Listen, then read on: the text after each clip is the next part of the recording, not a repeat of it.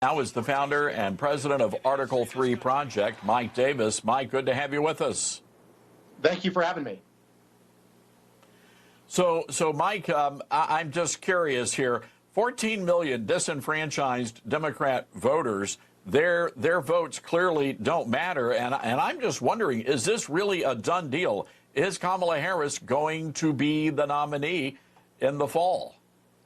President Trump and Senator J.D. Vance have the Republican Party united and strong, and Biden and Kamala Harris have the Democrat Party divided and in chaos. And remember what the Biden-Harris campaign strategy has been. They wanted to label Trump a grave danger to democracy.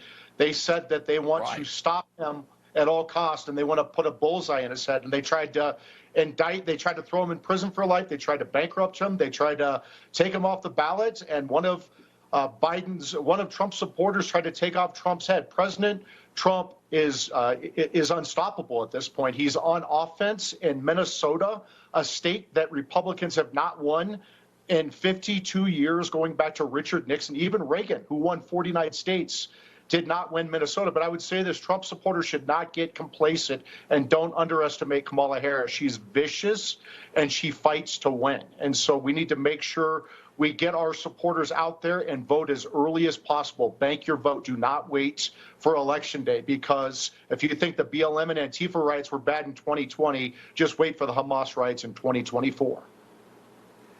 Well, no doubt about that. And we've already gotten a pretty ugly taste of that just a few days ago. And of course, what was happening on those college and university campuses, too, Mike. I'm curious, though, about President Trump, because it's really an interesting strategy when you step back. And I know there are a lot of evangelicals that are very concerned about some changes made in the party platform. But it looks to me like President Trump is building these coalitions and really creating that big tent party that Ronald Reagan preached about when he was very powerful in the Republican circles.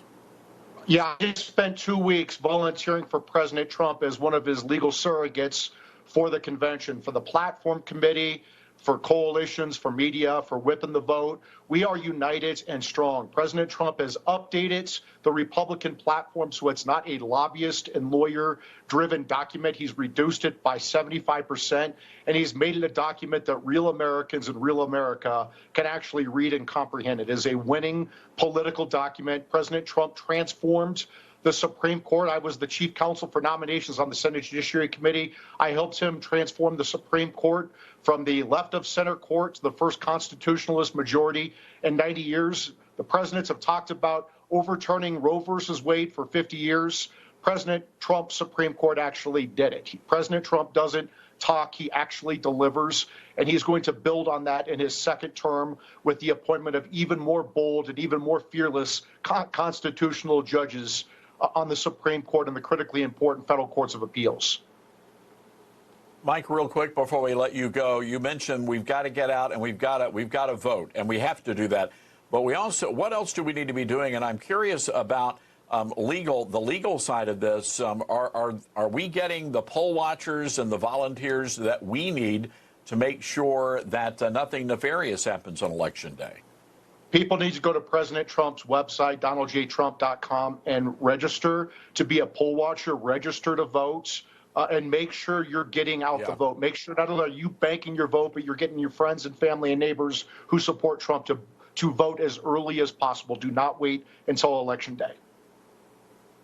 It's such wise advice. And again, the caution here is we need to be out there campaigning like we're 20 points behind. I mean, these rallies are exciting.